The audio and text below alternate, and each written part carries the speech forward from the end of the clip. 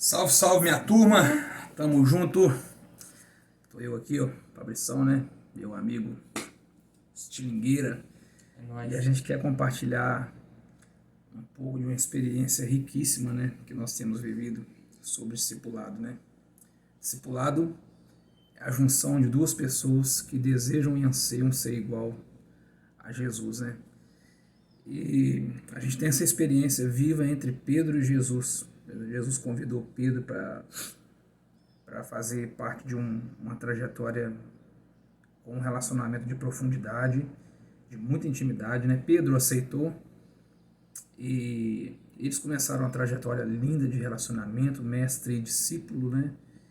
E no meio dessa trajetória houve muitos conflitos, né? E discipulado é um relacionamento íntimo entre duas pessoas, onde essas querem buscar juntas, né? Ser igual ao mestre Jesus, né? E existem muitos conflitos. E ontem na igreja aqui nós pregamos sobre isso, eu e o Hélio, nós compartilhamos a pregação da palavra juntos, né? Testemunhando sobre nós, sobre o nosso relacionamento de 3 anos, né? Exato. Onde basicamente, vamos dizer assim, quase, né? Faltava uma ou outra, né? Quando não faltava, a gente substituía por outro dia, mas quase todas as segundas-feiras a gente estava reunindo, né, buscando a presença de Deus, compartilhando nossa vida junto, almoçando junto. E hoje é segunda-feira, e hoje provavelmente vai ser a última segunda-feira que nós vamos estar juntos, porque ele está indo embora para Cascavel, né? Vai viver uma nova vida lá em Cascavel, no Paraná. E ontem nós pregamos juntos sobre isso, e aqui a gente quer compartilhar em rápidas palavras aqui, nesse videozinho breve, né? Sobre essa experiência nossa do discipulado, né? Nós decidimos ser igual Pedro e Jesus, né? Por muitas das vezes, eu fui Pedro na vida do meu pastor Otávio, né? Fui um grande discípulo dele. Ele me fez um líder, né? E me desafiou a fazer outros discípulos, né? E nessa vida discipulada a gente se parece em alguns momentos como Pedro e em outros momentos a gente é desafiado a ser como Jesus, né? Fazer discípulos, né? Pedro uma hora também se tornou como Jesus, né? Vamos dizer assim, começou a fazer discípulos, né? E nessa trajetória do discipulado, como eu falei, os conflitos são necessários. E superar os conflitos entre duas pessoas, né, que passam a se amar e querer ser como Jesus, é um desafio, né?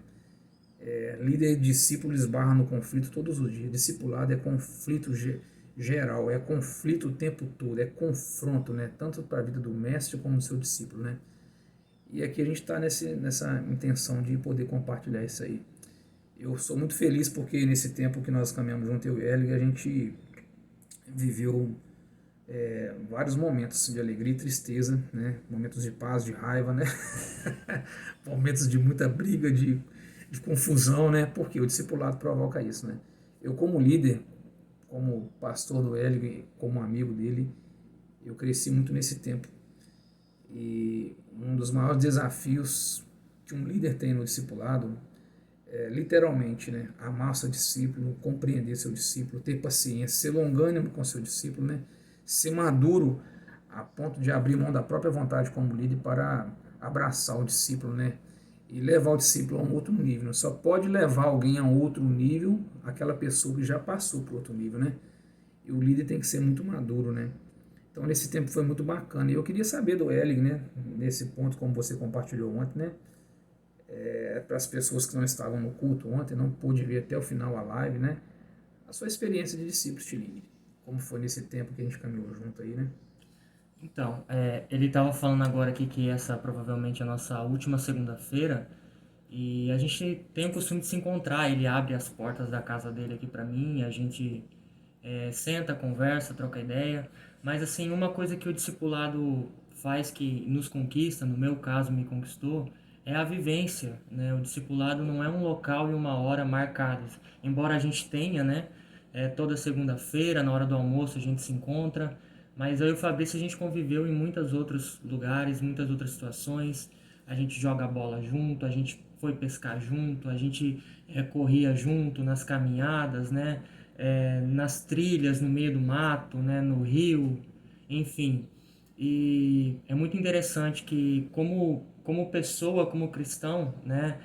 No quesito da experiência dele, da vivência, do conhecimento, o Fabrício com certeza é uma pessoa que está muito na minha frente, né? um cara que tem mais experiência, mais conhecimento, pelos seus testemunhos, né? Por aquilo que ele já é como pessoa formada. Só que no discipulado, ele como meu mestre, algo muito interessante, ele se coloca no meu nível. Eu sei que em alguns aspectos ele é melhor e maior do Eu que aprendi isso eu. com o meu pastor. Meu pastor Otávio, né, tem influência aqui, ó. Se colocava a mesma coisa, meu nível. Ele se coloca no meu nível porque ele quer me puxar para o nível dele, né? Ele quer fazer eu crescer, ele quer fazer eu avançar. E a humildade desse homem é uma coisa que me constrange. E é interessante porque a gente senta junto, a gente come junto, né? Ele peida e coloca a culpa no cachorro, Eu, né? né? É. É. E nós passamos por momentos em que eu vejo assim que o meu mestre ele é como eu, né? E já entrando no assunto dos conflitos, né? É por ele mostrar, é por ele me fazer me sentir como ele, que às vezes eu tenho a sensação de que na hora do conflito, né? Que eu tenho a sensação de que eu posso bater de frente com ele, né? De que eu posso me colocar no nível dele e falar, não, eu tô certo, você tá errado. Quem é você para querer me julgar, me criticar? Né? Eu falei ontem que um discípulo, em algum momento do discipulado, ele sempre vai se sentir injustiçado, né? Assim como Jesus repreendeu Pedro, e muitas vezes, né? Chamando ele de Satanás, né? Quando Pedro perguntava alguma coisa para Jesus, né? Jesus falava, ó, não é da sua conta, e se eu quiser, assim, o que você tem a ver com isso, né? Mas é muito interessante, eu quero destacar uma outra fala de Pedro, que em um dos momentos que Jesus repreendeu Pedro e os discípulos, né? E Jesus falou, ó, se vocês quiserem rapar fora, eu não estou prendendo ninguém aqui, né? E eu quero recitar essa frase de Pedro e eu faço das minhas palavras, né? Mas para onde a gente vai? Para onde eu vou, Senhor, se só tu tem as palavras de vida eterna? Essa foi a resposta do próprio Pedro, né?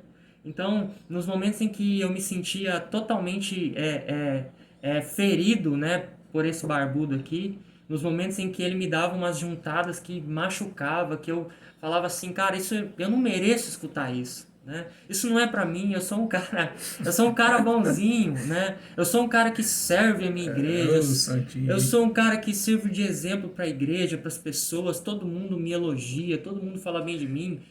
Eu não mereço ficar escutando essas coisas desse homem, né? Mas aí eu pensava, mas para onde eu vou, né?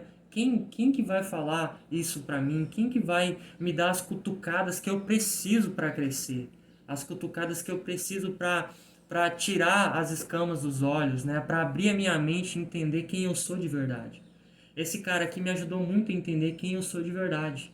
E essa era a vontade do próprio Jesus, né? Porque Jesus me fez uma pessoa e eu preciso ser a pessoa que Jesus me fez para ser. Então, às vezes a gente veste máscaras, a gente veste armaduras, né, que nós colocamos no decorrer do tempo que não fazem parte, né? É igual Davi querendo usar a armadura do de quem mesmo? Do Saul, Saul. me fugiu da memória aqui, né? Então, o discipulado ele vem para tirar essas máscaras, ele vem para tirar essa roupa que a gente veste de quem a gente não é, né? Então, eu sempre tive comigo, para onde eu vou? Esse cara tá me falando e me fazendo coisas que tá mudando a minha vida, tá mudando meu caráter, a minha mente, né? Quem mais tem coragem de falar para mim o que ele tá falando? Quem mais tem coragem de fazer o que ele tá fazendo, não só no aspecto do confronto, mas no aspecto da doação dele, né? Poucas pessoas, talvez, eu ouso dizer que ninguém se doou para mim como esse cara se doou. Ninguém fez por mim o que esse cara fez, né? A ponto de sacrificar muitas coisas da vida dele, do tempo dele, do dinheiro dele, da paciência, das emoções dele e depositar na minha vida, né? Então, sempre me sentia nessa posição de Pedro. Para onde nós iremos, Senhor? Para onde iremos nós? Para onde eu vou? Se eu correr daqui, eu vou morrer, porque a vida está aqui. A vida está nesse discipulado, a vida está nesse relacionamento, né? E a vida que a gente conquista, ela nos torna alguém com vontade de reproduzir isso na vida de outra pessoa. Então essa intimidade, essa entrega dele me libertou e me ajudou muito, e eu sei que eu tenho, agora há pouco eu falava com ele, né? A gente tem muito que melhorar ainda no nosso relacionamento. A gente tem muito que crescer, né? Eu, como discípulo, tenho que melhorar muito, né? E a minha preocupação hoje, agora, nesse ponto que nós estamos no nosso relacionamento, o que mais me confronta é: eu tenho que reproduzir isso na vida de alguém. É o desafio, né? É o desafio que fica, né? Porque agora nós vamos ficar um pouco longe um do outro, né? A conversa vai ser mais virtual, mas ele agora há pouco me desafiou: reproduza isso na vida de alguém lá onde você vai. E esse é o peso do discípulo, esse é o desafio do discípulo, para demonstrar também que o seu mestre foi um bom mestre, né? Se esse relacionamento morrer aqui na minha vida, aqui ficar em Guarantã, se eu não colocar o discipulado na bagagem, levar junto comigo e viver ele lá, né? Eu vou estar dizendo que tudo que esse cara fez aqui por mim foi em vão.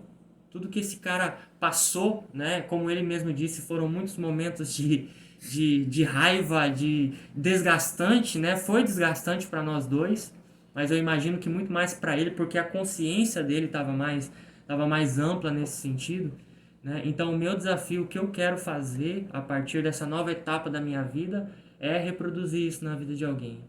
E vamos continuar caminhando juntos, vamos continuar nos relacionamentos. E eu sempre me questiono, né? Para onde eu vou? Se eu fugir do discipulado, o que eu vou fazer? Se eu sei que o pão está aqui, né? Se eu sei que a vida está aqui. E é assim que a gente permanece, é assim que a gente vive essa ideologia, esse legado que Jesus deixou para nós. É interessante que, assim, muitas igrejas usam o discipulado para aprisionar, como escravidão. A igreja de Cristo é aquela que se parece com o mestre. E o discipulado de Jesus é libertação. E a igreja que quer fazer um discipulado parecido com Jesus vai ter que usar o discipulado para a libertação do discípulo. E assim, o discipulado é a libertação, e principalmente a libertação, né? De poder mostrar quem nós somos, pecadores reais, né? Homens e mulheres que têm problemas. Eu fico muito preocupado quando eu vejo algumas igrejas falando de discipulado aí, que o líder não confessa seus pecados. Uma vez o Elig chegou aqui em casa aqui: vamos correr, Fabrício, vamos, que eu preciso falar uma coisa para você. Aí nós fomos correr. Aí lá ele comentou comigo um pecado dele. Rapaz, a minha luta é essa. E meio triste, né? Eu falei: a minha luta é essa. Aí eu virei para ele e falei: a minha luta até hoje é essa também. E eu vou te mostrar como eu venço essa luta, né? Então nós compartilhamos o mesmo pecado, mesmo eu sendo, né, o líder dele, né, e ele sendo um discípulo.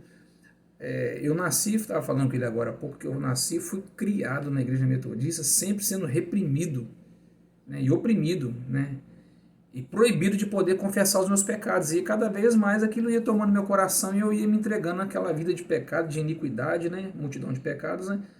Mas um dia eu encontrei o meu pastor Otávio, né, que me ensinou muitas das coisas que eu transmiti para o Erling, né? E a gente podia abrir o coração, eu abri meu coração com ele e eu senti aquela leveza, né? Encontrar alguém que pudesse ouvir, e eu dizendo assim: cara, eu sou viciado em pornografia, tem problema na minha área sexual, tem problema em outras áreas da minha vida, né? Eu sou orgulhoso demais, eu sou soberbo demais, né? Como que eu faço para vencer isso? E eu lembro até hoje, quando eu comecei a conversar isso com o meu líder, com o meu pastor Otávio na época, dali a minha vida começou a mudar. Por quê? Porque o verdadeiro discipulado nos liberta para ter a coragem de poder falar dos nossos pecados, para que possamos receber a cura dos nossos pecados. Tiago 5,16 fala isso: confesse os seus pecados uns aos outros, para que vocês sejam, e orem uns pelos outros para que vocês sejam curados. A grande crise de muitos pastores, Estilinho, e você, pastor ou pastor que está me ouvindo, ou líder, a grande crise de muitos pastores é ter o medo de confessar um pecado somente pelo título pastoral. Quando eu falava dos meus pecados para você, aquilo ali para mim, você estava sendo um instrumento de libertação na minha vida. Eu já me libertei desse medo, mas todas as vezes que eu confesso um pecado a um discípulo meu, eu estou fazendo a manutenção da libertação na minha vida. E ontem o Stiling confessou um pecado dele em público pela primeira vez, né? E quando no culto ontem, ele estava falando o que ele falou agora, ele falou: meu pecado é esse, né?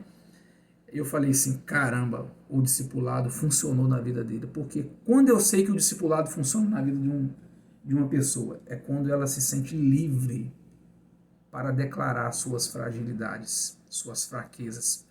Porque quem consegue declarar suas fragilidades, suas fraquezas, são essas pessoas que são fortes. Elas são corajosas. Elas demonstram a coragem de ser imperfeitas. Então, assim, Stiling, eu tenho que honrar a sua vida porque você foi muito obediente. Meu pastor Otávio sempre fala comigo até hoje. Fabrício, nosso discipulado só funcionou porque, Fabrício, você foi obediente. Mesmo quando você discordava de mim, Fabrício, você era obediente. E você também, cara, você fez a mesma coisa. Eu consegui, a maior virtude que eu consegui transmitir do discipulado de Jesus para você foi a obediência. Porque tinha dia que você saía daqui de casa aqui discordando de mim, né? Bravo comigo, né? E aí, mesmo assim, você não concordava com algumas coisas, mas você era obediente, cara. Você continuava caminhando comigo ali. A obediência é a marca do discípulo. Como a misericórdia e a maturidade é a marca do mestre. Então é interessante que você foi obediente, cara. Esse troço só funcionou com nós dois porque você foi obediente. Porque se você não fosse obediente, se você não tivesse obediência nesse processo do discipulado, não ia funcionar entre nós. Poderia usar as melhores coisas da vida do discipulado contigo, não ia funcionar. Mas porque a sua capacidade de obedecer, de se submeter a um processo que não se chama líder, é um processo do discipulado. Porque eu também tive que me submeter ao processo do discipulado, como eu falei ontem. Como eu sempre falo. Que submissão é essa minha? Cara, tinha dia que eu ficava chateado, vou largar esse cara, quero saber esse cara não está entendendo nada que eu estou falando para ele. Mas aí eu falo, não, é o processo da resistência, eu tenho que superar esse conflito. Eu quero dizer para nós agora, para encerrar, no discipulado, é a superação dos conflitos, né, que faz a gente crescer. Muitos discipulados não funcionam porque chega na hora do conflito, mestre e discípulo separam, não conseguem lidar com o conflito. E é essa capacidade de lidar com o conflito dentro do discipulado, de superá-lo, que nos faz crescer. E aqui, ó, grandes amigos, né? Fala aí. Eu não sei se você lembra, mas quando a gente estava, eu acho que no ápice do nosso conflito, né? Eu já estava aos cacos, porque os conselhos dele entravam por um ouvido e saía pelo outro, né?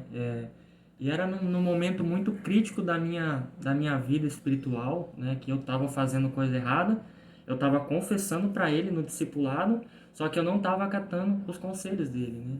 Aí depois que eu senti a pressão das consequências, eu fiz um pedido para ele, um pedido que eu acho que eu quero até reforçar, aproveitar esse momento. A gente estava no pátio da igreja, eu falei assim, Fabrício, não para de apontar os meus erros. Eu quero te pedir, não para de falar para mim o que eu estou fazendo errado. Não para de me confrontar da forma como você está me confrontando. Não para de eu não lembro qual foi os termos que eu falei, mas eu pedi para ele, não para de me ferir, não para de jogar na minha cara os meus erros, porque eu preciso disso, né? Eu preciso que alguém me diga, que alguém me aponte, que alguém denuncie os meus erros. E o Fabrício, ele sempre cuidou de mim nessa área. É uma área que não agrada. Não é agradável nem pro mestre, nem pro discípulo, né? Quem que gosta quando você chega a alguém, principalmente alguém que você respeita e admira, e joga para você tudo que você tem de errado, tudo que você está fazendo errado, tudo que você está fazendo para destruir a sua vida. Não é legal, mas isso é amor. Isso é amor. Esse é o amor do discipulado. O amor que rompe todas as barreiras das aparências, das formalidades, né?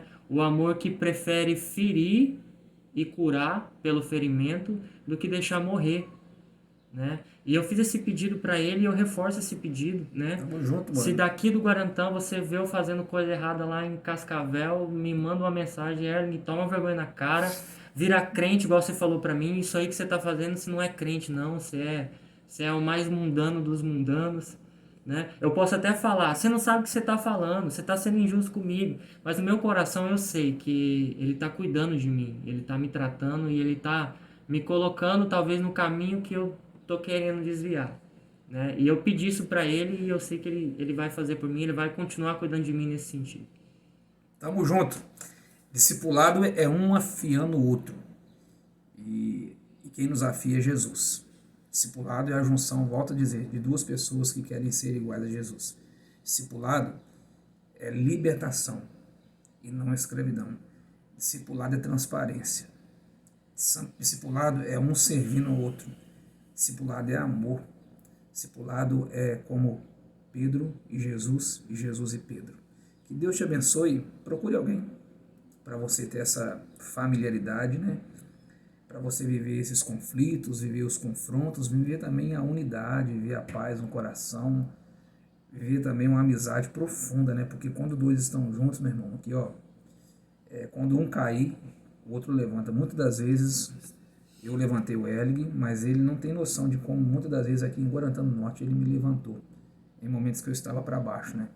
Então, que Deus abençoe a sua vida, que você possa entender mais sobre esse discipulado que liberta,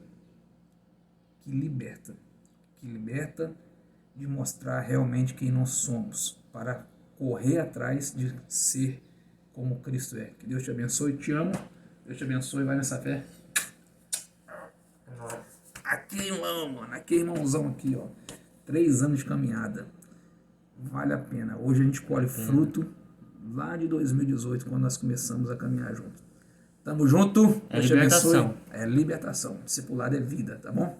Valeu!